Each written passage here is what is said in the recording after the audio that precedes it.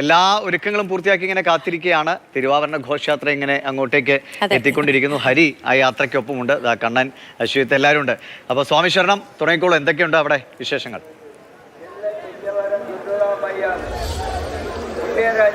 ദിവിഷ് മോത്തി പ്രേക്ഷകരെ സ്വാമി ശരണം. ശബരിമല സന്നിധാനത്ത് മകരവിളക്ക് മഹോത്സവത്തിനുള്ള ഒരുക്കങ്ങൾ തകൃതിയായിട്ട് നടക്കുന്നു. നമ്മളിപ്പോൾ തിരുവാഭരണ ഘോഷയാത്രയാണ് കണ്ടത്. ഹരികൃഷ്ണൻ ഇന്നലെ മുതൽ പന്തളത്ത് നിന്ന് തിരുവാഭരണ ഘോഷയാത്രയ്ക്കൊപ്പം സഞ്ചരിക്കുന്നുണ്ട്. അപ്പോൾ ഇനി പ്രേക്ഷകർക്ക് ആ തിരുവാഭരണ ഘോഷയാത്ര നാളെ വൈകിട്ട് സന്നിധാനത്ത് എത്തുന്നത് വരെയുള്ള ഓരോ സ്ഥലത്തെയും സ്വീകരണവും അവിടുത്തെ ഭക്തരുടെ അതുമായി ബന്ധപ്പെട്ട പ്രതികരണങ്ങളും അവർക്ക് എത്രത്തോളം നല്ലൊരു നയനാനന്ദകരമായ കാഴ്ചയാണ് ആ തിരുവാഭരണ ഘോഷയാത്ര എന്നുള്ള കാര്യവുമൊക്കെ ഹരികൃഷ്ണൻ ഓരോ മണിക്കൂറുകളിലും അടുത്ത നിമിഷങ്ങളിലുമൊക്കെ പ്രേക്ഷകരിലേക്ക് എത്തിക്കും. അതിനൊപ്പം തന്നെ ഞങ്ങൾ കണ്ണൻ സ്വാമിയും അശ്വത് സ്വാമിയും ഞാനും ശബരിമല സന്നിധാനത്ത് നിന്ന് മകരവിളക്ക് മഹോത്സവത്തിൻ്റെ തത്സമയ സംപ്രേഷണം സന്നിധാനത്ത് നിന്നും ദിവിഷ് മോത്തിയോടെ പറയുകയായിരുന്നു.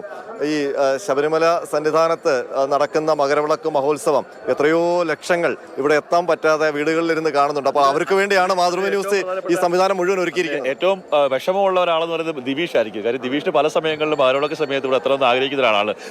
ദിവിഷ് വലിയ ഭക്തനാണ്. അവിടെ എല്ലാ ദിവസവും ക്ഷേത്രങ്ങളിലൊക്കെ പോകും. അയ്യപ്പസ്വാമി എന്ന് പറഞ്ഞാൽ വലിയ സ്നേഹമാണ്. അപ്പോൾ ദിവിഷിന്റെ വലിയൊരു ആഗ്രഹമുണ്ട് സന്നിധാനത്ത് വന്ന് മകരവിളക്ക് കാണണമെന്ന്. അങ്ങനെ എത്രയോ ലക്ഷങ്ങൾ വർഷങ്ങൾ കാത്തിരുന്നാണ് കഴിഞ്ഞ വർഷം അത് സാധ്യമായത്. ഇത്തവണയും അതിനുള്ള ഭാഗ്യം കിട്ടിയെന്നതിൽ സന്തോഷം. ആദ്യമായിട്ടാണല്ലോ കഴിഞ്ഞ ദിവസം മകരവിളക്ക് സന്നിധാനത്ത് നിന്ന് തൊഴുന്നതുമൊക്കെ. അശ്വത്ത് ആ ഒരു അനുഭവം പറയാമോ? എങ്ങനെയാണ് അതൊരു ഫീൽ ഉണ്ടായത്? കഴിഞ്ഞ തവണ സത്യത്തിൽ നമ്മൾ ഈ ടെലിവിഷനിൽ അല്ലെങ്കിൽ നമ്മൾ ടെലിവിഷനിൽ മാത്രം കണ്ടിങ്ങനെ ഇരുന്നിട്ട് ആദ്യമായിട്ട് നേരിൽ കാണുമ്പോൾ ഒരു അനുഭവം സത്യത്തിൽ എനിക്ക് വാക്കുകൾ കൊണ്ട് ഒരിക്കാനാവില്ല. എങ്കിലും ആദ്യത്തെ ആ മകരവിളക്കിൻ്റെ ആദ്യത്തെ ആ വെളിച്ചം കണ്ണിലേക്ക് ഇങ്ങനെ നമ്മൾ ഒരുമിച്ചാണ് മകരവിളക്ക് കണ്ടത്. അത് കണ്ണിലേക്ക് വെച്ചപ്പോൾ സത്യത്തിൽ എനിക്ക് എന്തെന്നില്ലാത്ത സന്തോഷമല്ല, സത്യത്തിൽ എനിക്കൊരു മാർഗ്ഗദീപമായിട്ടാണ് തോന്നിയത് സത്യത്തിൽ.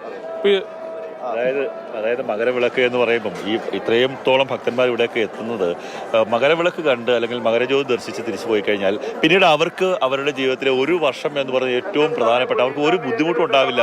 ഇന്നലെ ഞങ്ങൾ രണ്ടുപേരോട് നടന്നു കയറിയ ഒരു സമയത്ത് ഒരു സാബി മീഡിയ പ്രവർത്തകനാണ്. അദ്ദേഹത്തിന്റെ അനുഭവങ്ങളൊക്കെ തമിഴ്നാട്ടിൽ നിന്നുള്ള മാധ്യമപ്രവർത്തകനാണ്. അദ്ദേഹത്തിന്റെ അനുഭവങ്ങളൊക്കെ പറയുമ്പോൾ അദ്ദേഹം 50ാമത്തെ വയസ്സിലാണ് ആദ്യമായിട്ട് ശബരിമല വരുന്നത്. പിന്നെ തുടർച്ചയായിട്ട് 5 വർഷം ഇങ്ങനെ അദ്ദേഹം വരുന്നുണ്ട്. ഏറ്റവും രസമായിട്ട കാര്യം അദ്ദേഹം പറഞ്ഞത്, അദ്ദേഹം ഈ തിരക്ക് ഭയന്നിട്ടാണ് വരാതിരുന്നത്. വളരെ കുഞ്ഞിലെ അദ്ദേഹത്തിനൊരു രോഗമുണ്ടായപ്പം ശബരിമല കൊണ്ടുവന്ന് നേർന്നിരുന്നു. പക്ഷെ പിന്നീട് ആരും അത് ശ്രദ്ധിച്ചതൊന്നുമില്ല. അപ്പം തിരക്ക് കാരണം അങ്ങോട്ട് വരാതിരുന്നു. പക്ഷേ അപ്പോൾ അദ്ദേഹം തിരക്കില്ലാത്തൊരു സമയത്ത് തൊഴണമെന്നൊക്കെ ഉള്ളതാണ് പുള്ളിയുടെ ഒരു പ്രാർത്ഥന. അപ്പം പുള്ളി 50ാമത്തെ വയസ്സിലാണ് ആദ്യമായിട്ട് ശബരിമല വരുന്നത്. അത് കോവിഡ് സമയത്ത് ഒറ്റയ്ക്ക് നിന്ന് സ്വാമിയെ തൊഴുതു. അതെ, 1 മണിക്കൂറോളം ഒറ്റയ്ക്ക് നിന്ന് തൊഴുതു. മകരവിളക്ക് എന്ന് പറയുമ്പം 2 ആണ്. ആകാശത്ത് തെളിയുന്ന ഒരു നക്ഷത്രമാണ് മകരജ്യോതി. അതായത് ധനുരാശിയിൽ നിന്ന് മകരരാശിയിലേക്ക് സൂര്യൻ കടക്കുന്ന സമയത്തുണ്ടാകുന്ന ഒരു കാലത്തിന്റെ ഒരു മാറ്റം. അങ്ങനെ ഒരു നക്ഷത്രം തെളിയും. നമുക്ക് സാധാരണ ഒരു മകരവിളക്ക് സമയം അവസാനമാകുമ്പോഴത്തേക്ക് ഒരു നല്ല ഇരുട്ട് അന്തരീക്ഷം വരും. എന്നിട്ട് നമുക്ക് ആ കിഴക്കങ്ങ് മകര നക്ഷത്രം കാണാൻ സാധിക്കും. പിന്നീട് മകരവിളക്കാണ്. വിളക്ക് ഇവിടെ നിന്നുള്ള അയ്യപ്പന്മാരും KSB ഉദ്യോഗസ്ഥരൊക്കെ തന്നെ പോയി തെളിയിക്കുന്നതാണ്. ആ 3 തവണ ആ വിളക്ക് ഇങ്ങനെ മിന്നി മറയുന്ന കാണുമ്പോൾ ആ സമയത്ത് ഈ 18 മലകൾക്കും ചുറ്റുമുള്ള ആ സ്ഥലത്തേക്കൊക്കെ തന്നെ സ്വാമിയെ ശരണമയ്യപ്പ എന്ന ശരണം വിളി, ആ മന്ത്രം മാത്രമാണ്. ഈ ശരണവിളിയെ കുറിച്ച് പറയുമ്പോൾ സാധാരണ ഒരു മാലയിട്ട് കഴിഞ്ഞാൽ ഒരാൾ മാലയിട്ട് കഴിഞ്ഞാൽ ഒരു ദിവസം ഒരു 7 തവണ ശരണം വിളിക്കണം എന്നുള്ളതാണ്. അങ്ങനെ 7 ദിവസം വെച്ച് ശരണം വിളിക്കുന്നത് 41 ദിവസത്തെ വ്രതമാണ്. ഒരാൾ 7 ദിവസം വെച്ച് 7 ശരണം വിളിച്ച് ഇങ്ങനെ പോകുമ്പോൾ 41 ദിവസം ആകുമ്പോഴത്തേക്ക് എത്ര ശരണം വിളിയാകും? ഇപ്പൊ തന്നെ ഏതാണ്ട് 35-40 ലക്ഷം ഭക്തന്മാർ വന്നു കഴിഞ്ഞു.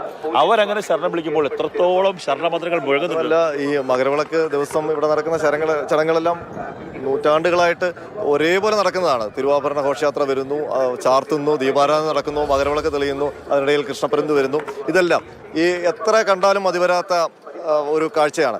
ഈ കാഴ്ചകൾ കാണാനാണല്ലോ ഈ പാണ്ഡിത്താവളത്തിലും ഈ സന്നിധാനത്തിന് ചുറ്റുമൊക്കെ കാട്ടിലുമൊക്കെ അയ്യപ്പ ഭക്തർ പർണശാലകൾ കെട്ടി ശരണം വിളിച്ച് ഭജനയൊക്കെ പാടി കഴിയുന്നത്. നമ്മൾ ഇന്നലെ ആ ഒരു കാഴ്ച നമ്മൾ നേരിട്ട് കണ്ടു പാണ്ഡിത്താവളത്തിൽ. ഞാൻ കഴിഞ്ഞ ഒരാഴ്ചയായിട്ട് സന്നിധാനത്തുണ്ട്. കഴിഞ്ഞ ഒരു 4 ദിവസമായി പാണ്ഡിത്താവളത്ത് ഇങ്ങനെ പർണശാലകൾ ഓരോ സംഘങ്ങളായി വന്ന് കിട്ടുകയായിരുന്നു. വൈകുന്നേരം ആയിക്കഴിഞ്ഞാൽ ഒരു പ്രത്യേക അനുഭവമാണ്. ഞാനും നമ്മുടെ ക്യാമറമാൻ അനൂപും വൈകുന്നേരങ്ങളിൽ ചില പർണശാലകളിലൊക്കെ പോയി ഭജനയിൽ കൂടാറുണ്ട്. നമ്മൾ ഇന്നലെ 3 പേരും കൂടെ